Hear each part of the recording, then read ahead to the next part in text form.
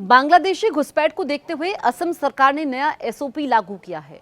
अब डीसी और एसएसपी 10 दिन में नागरिकता जांचेंगे और सबूत न मिलने पर 24 घंटे में घुसपैठियों को बाहर करेंगे। ट्रिब्यूनल से अलग ये फास्ट ट्रैक व्यवस्था होगी।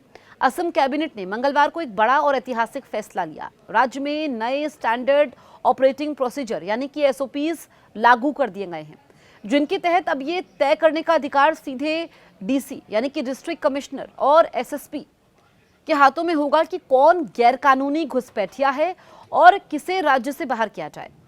मुख्यमंत्री हेमंत बिस्वा शर्मा ने प्रेस कॉन्फ्रेंस में कहा कि नया एसओपी 1950 के इमिग्रेंट्स एक्ट के तहत लागू किया गया है। इसके तहत 10 दिन का समय देकर किसी भी संदिग्ध व्यक्ति से भारतीय नागरिकता के सबूत मांगे जाएंगे। अगर सबूत संतोषजनक नहीं पाए गए तो 24 घंटे के भीतर राज्य से बाहर निकाल दिया जाएगा। पिछले साल अक्टूबर 2024 में सुप्रीम कोर्ट की संविधान पीठ ने नागरिकता कानून 1955 की धारा 6A को बरकरार रखा था। ये वही धारा है जो 1985 के असम समझौते का केंद्र बिंदु है।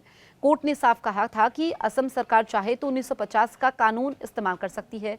इसी आधार पर कैबिनेट ने एसओपी को मंजूरी दी है। शर्मा ने कहा यह फास्ट ट्रैक सिस्टम है जो मौजूदा विदेशी ट्रिब्यूनल्स की लंबी प्रक्रिया को दरकिनार करेगा। अगर पुलिस या किसी स्रोत से जानकारी मिलती है कि कोई व्यक्ति अवैध प्रवासी हो सकता है तो डीसी उसे 10 दिन में नागरिकता साबित करने का नोटिस देगा। संतोषजनक सबूत न मिलने पर डीसी लिखित रूप से उसे गैरकानूनी घुसपैठिया घोषित करेगा। 24 घंटे का समय। इसके बाद उस व्यक्ति को खुद 24 घंटे में असम छोड़ने का आदेश दिया जाएगा। व्यक्ति की बायोमेट्रिक और डेमोग्राफिक डिटेल्स, इसके अलावा फॉरेन आइडेंटिफिकेशन पोर्टल पर दर्ज की जाएंगी ये डिटेल्स। डिटेंशन या बीएसएफ को सौंपना, क्योंकि अगर वो नहीं जाता तो एसएसपी उसे डिटेंशन सेंटर भेज देंगे या सीधे बीएसएफ को सौंपेंगे। जो लोग बॉर्डर की जीरो लाइन पर पकड़े जाएंगे उन्हें 12 घंटे के भीतर सीधे वापस धकेल दिया जाएगा। विदेशी ट्रिब्यूनल्स का क्या होगा, ये सवाल खड़ा होता है। फिलहाल करीब 42,000 मामले विदेशी ट्रिब्यूनल्स में लंबित है। उन मामलों की सुनवाई जारी रहेगी, लेकिन जिन लोगों के खिलाफ केस दर्ज नहीं है उनके लिए अब नया एसओपी लागू होगा।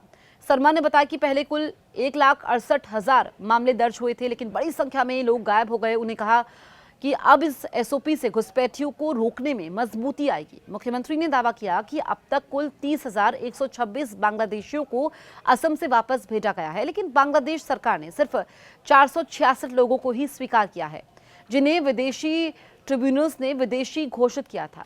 उन्होंने कांग्रेस पर निशाना साधते हुए कहा कि 1950 का कानून पहले से मौजूद था, लेकिन कांग्रेस ने विदेशी ट्रिब्यूनल का रास्ता अपनाया, सही कानून का इस्तेमाल नहीं किया।